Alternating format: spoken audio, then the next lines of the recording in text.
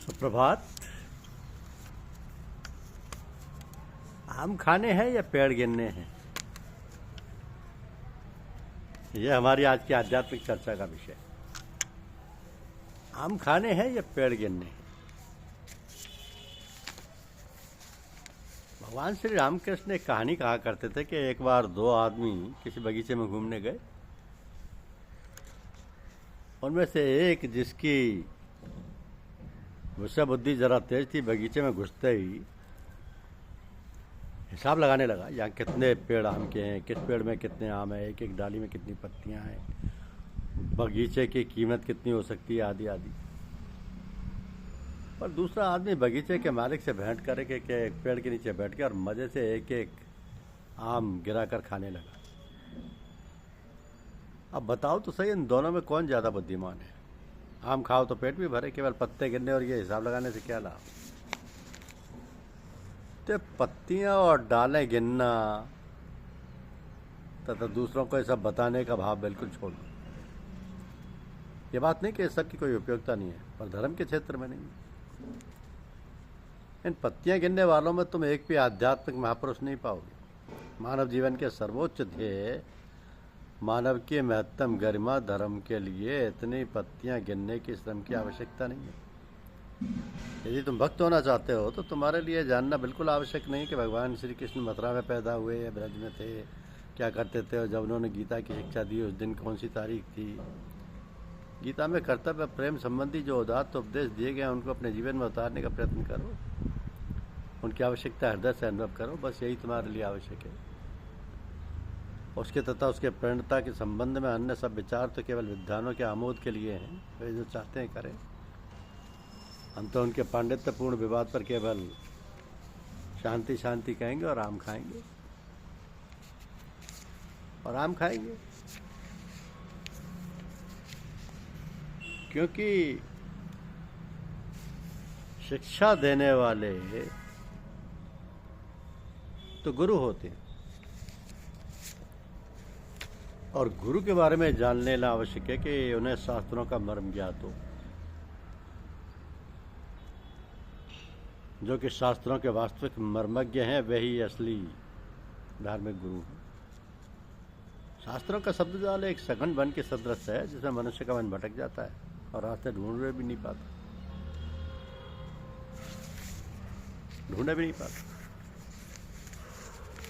तो गुरु ही धर्म पिपासु की आंखें खोलने वाले होते हैं। अतः गुरु के साथ हमारा संबंध ठीक वैसा ही है जैसा पूर्वज के साथ उनके वंशज का।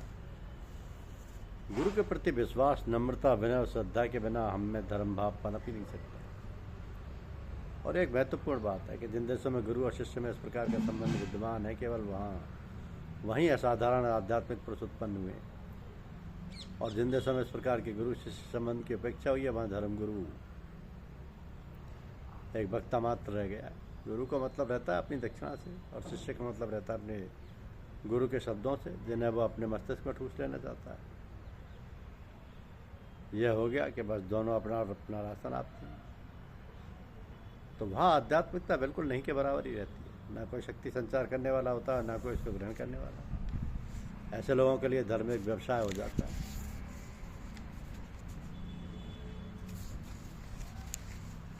तो गुरु तो सूर्य में को प्रकाश में लाने के लिए मसाल की आवश्यकता नहीं होती। उसे देखने के लिए हमें दिया नहीं जलाना पड़ता। जब सूर्योदय होता है तो हम अपने आप जान लेते हैं सूरज उगाया। सूर्य को प्रकाश में लाने के लिए मसाल की आवश्यकता कहाँ है। इसी प्रकार जब हमारी सहायता के लिए गुरु का आगमन होता है तो आत्मा अपने आप जान लेती है कि उस पर अब सत्य सूर्य की किरणें पड़ने लगी हैं। सत्य स्वयं ही प्रमाण है। उसे प्रमाणित करने के लिए किसी दूसरे साक्षी की आवश्यकता ही नहीं है। वह स्वयं प्रकाश है। वह हमारी प्रकृति के अंतस्थल तक प्रवेश कर जाता है और उसके समक्ष सारी दुनिया उठ खड़ी होती है और कहती है कि यही सत्य है। जिन आचार्यों के हृदय में सत्य और ज्ञान सूर्य के समान दैदीप्यमान होते हैं, वे संसार में सर्वोच्च महापुरुष हैं और अधिकांश मानव जाति द्वारा उनकी उपासना ईश्वर के रूप में होती है। परंतु उनकी अपेक्षा अल्प ज्ञान वाले व्यक्तियों से भी हम आध्यात्मिक सहायता ले सकते हैं, पर हमें वो अंतर्दृष्टि नहीं है जिससे हम गुरु के संबंध में यथार्थ विचार कर सकें। अतः गुरु और शिष्य दोनों के संबंध में कुछ परख और शर्तें आवश्यक है।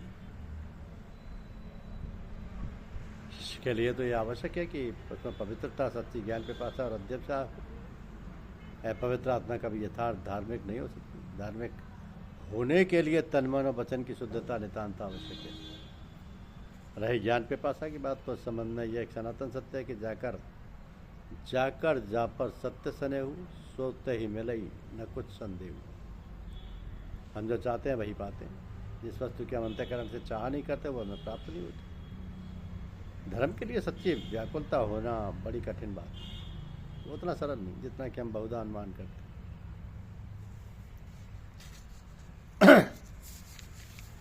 जो अनुमान करते हैं,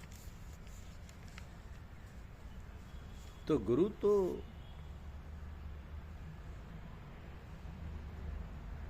वो है जो इससे किताबों आदि की आवश्यकता ही नहीं होती। आवश्यकता ही नहीं होती। यदि कोई मनुष्य हमें गति विज्ञान, रसायन शास्त्र अथवा कोई भौतिक विज्ञान सिखाना चाहे तो उसका चरित्र कैसा भी हो सकता है, क्योंकि इन विषयों के लिए केवल तेज बुद्धि की आवश्यकता है। परंतु आध्यात्म विज्ञान के आचार्य यदि अशुद्ध चित्त रहें तो उनमें लेश मात्र भी धर्म का प्रकाश नहीं रहता। एक अशुद्ध चित्त व्यक्ति हमें क्या धर्म सिखाएगा? तो हृदय और मन की पवित्रता सबसे पहली आवश्यकता है। जब तक भगवत दर्शन अथवा उसे अतीन्द्रिय सत्ता का आभास नहीं मिलता, तो गुरु के संबंध में ये जान लेना बहुत आवश्यक है कि उनकी आध्यात्मिकता का इतना प्रबल स्पंदन होना चाहिए जिससे वो सहज रूप से शिष्य के मन में संचारित हो जाए। वास्तव में गुरु का काम यह है कि वह शिष्य में आध्यात्मिक शक्ति का संचार करते, ना कि शिष्य की बुद्धिवृत्ति अथवा किसी शक्ति को उत्तेजित करें। तो गुरु तो धन या नाम या यश संबंधी सिद्धि हेतु शिक्षा नहीं देते। उनका कार्य तो मानव जाति के प्रति विशुद्ध प्रेम से ही प्रेरित है। आध्यात्मिक शक्ति का संचार केवल शुद्ध प्रेम के माध्यम से ही हो सकता है। धन्यवाद।